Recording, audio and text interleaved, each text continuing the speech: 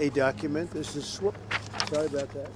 G7 সম্মেলনের মঞ্চে একটি বাণিজ্য চুক্তি স্বাক্ষরের সময় হঠাৎ এক বিব্রতকর মুহূর্তের সৃষ্টি হলেও তা আটকাতে পারেনি যুক্তরাষ্ট্র ও যুক্তরাজ্যের মধ্যে একটি গুরুত্বপূর্ণ বাণিজ্য চুক্তির বাস্তবায়ন।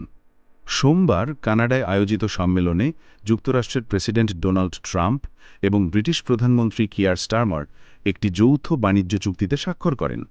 চুক্তি স্বাক্ষরের সময় ট্রাম্পের হাত থেকে হঠাৎ করে গুরুত্বপূর্ণ নথিপত্র মাটিতে পড়ে যায়, তবে ব্রিটিশ প্রধানমন্ত্রী স্টারমার ঠান্ডা মাথায় তা সামাল দেন এবং কাগজ কুড়িয়ে নিয়ে আনুষ্ঠানিকতা সম্পন্ন করেন।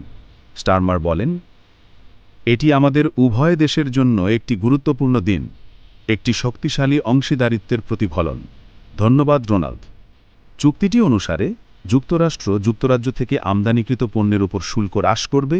এতে গাড়ির ওপর 10% শুল্ক ধার্য করা হবে, যা অন্য দেশগুলোর ক্ষেত্রে 25%। এছাড়া যুক্তরাজ্যে তৈরি এয়ারস্পেস পণ্যের ওপর সব ধরনের শুল্ক সম্পূর্ণভাবে প্রত্যাহার করা হয়েছে। বিনিময়ে যুক্তরাজ্য যুক্তরাষ্ট্র থেকে আমদানিকৃত গরুর মাংস এবং ইথানলের ওপর শুল্ক কমাবে, তবে স্টিল বা লোহার ক্ষেত্রে কিছুটা জটিলতা থেকে যাচ্ছে। যুক্তরাষ্ট্র যুক্তরাজ্যের জন্য নির্ধারিত পরিমাণে স্টিল শুল্কমুক্তভাবে আমদানির অনুমতি দেবে, তবে এই কোটার সুনির্দিষ্ট পরিমাণ এখনও নির্ধারিত হয়নি। হোয়াইট হাউস জানিয়েছে, যুক্তরাজ্যকে তাদের উৎপাদন এবং সরবরাহ শৃঙ্খলের নিরাপত্তা নিশ্চিত করতে হবে, তারপরই কোটা নির্ধারণ চূড়ান্ত হবে। এই চুক্তির মাধ্যমে যুক্তরাষ্ট্র প্রথম দেশ হিসেবে ট্রাম্প প্রশাসনের সঙ্গে আনুষ্ঠানিক বাণিজ্য চুক্তি করল।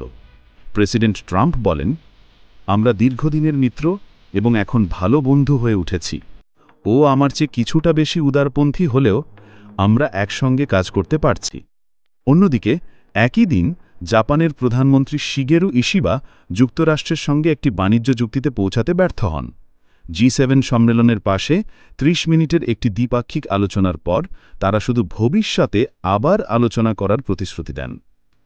এই চুক্তি যুক্তরাষ্ট্র ও যুক্তরাজ্যের মধ্যে অর্থনৈতিক সম্পর্ক জোরদারে একটি বড় ধাপ হিসেবে দেখা হচ্ছে এবং তা ভবিষ্যতে দ্বিপাক্ষিক বাণিজ্যের জন্য একটি নতুন দিক উন্মোচন করতে পারে।